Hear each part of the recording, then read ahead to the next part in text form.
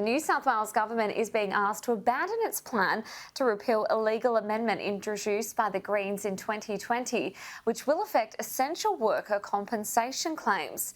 Implemented into workers' compensation rules, it's an automatic presumption that if workers on the front line, including teachers, paramedics, nurses, doctors and police, test positive, the rule states they picked up their infection whilst working and not in the community. In other words, they don't have to prove they were infected whilst working when claiming workers' compensation. Joining me live now for more on this is New South Wales Greens MP David Shoebridge. David, thanks so much for your time this Sunday afternoon. Firstly, Pleasure, how will it impact Australia's essential workers if the plan is abandoned? Well, it'll take away one of the key protections that we've put in place. Now, we're asking our paramedics, our nurses, the people working in supermarkets and the transport industry, those essential workers who basically keep society running. We're asking them to go to work, to put themselves at risk so that the rest of society can operate. And the way the law operates at the moment is if they come down with COVID, they know they're going to be protected. They know they're going to have their medical bills paid. If they get a really bad case of COVID, they're going to have that covered for as long as they need, and they know they're supported.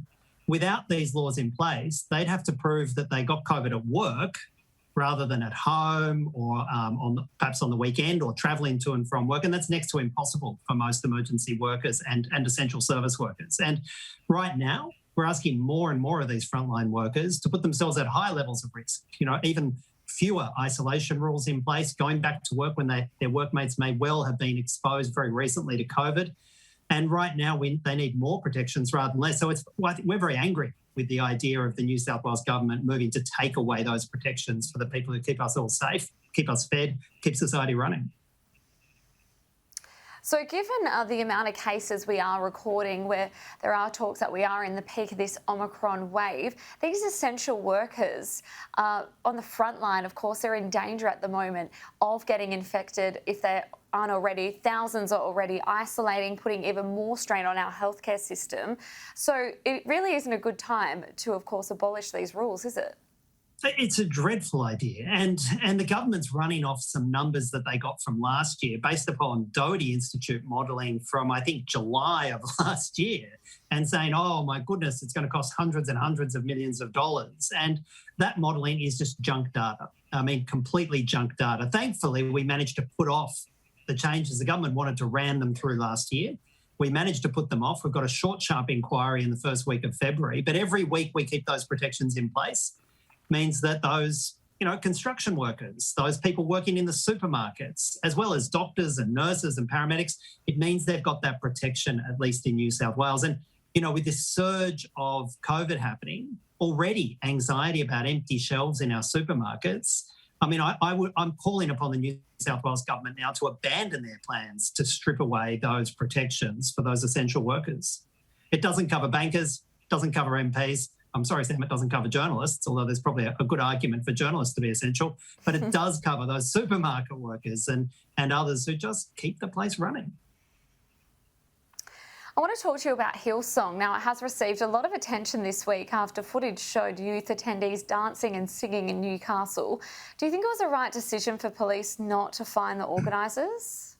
I think that's led to a wave of real anger across society. The idea that there's a rule for some and a different rule for others. I mean, everybody knows that the Hillsong Church is extremely well politically connected.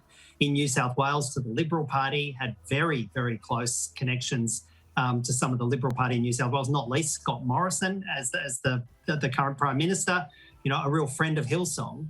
And so when they see this blatant, obvious breach of the law, and they've been told, they can't sing or dance outside. They can't sing or dance at a music festival. When they see this happening and then nobody gets punished, they think back about all those kids in Western Sydney who got whacked for not having a mask or, people who got whacked for going out to have lunch outside one day, and they think it just stinks. And it does stink. It's obviously one rule for those who are well connected politically, Hillsong, and it's a different rule for everybody else.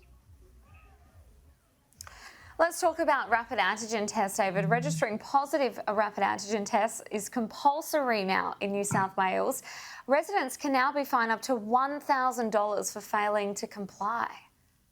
Yeah, this whole idea of fining people for not registering their own rapid antigen test that they've probably spent the last 3 weeks desperately trying to find online and going from chemist to chemist and paid through the nose for it themselves.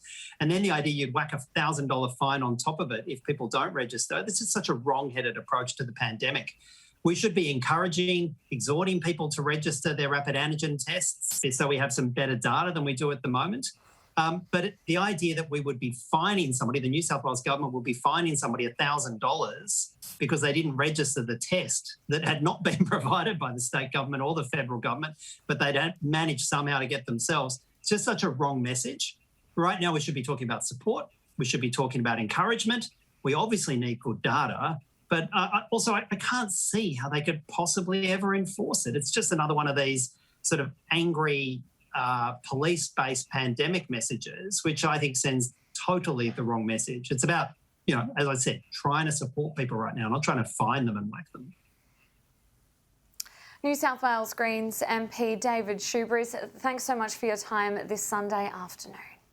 Cheers, Sam. Stay safe.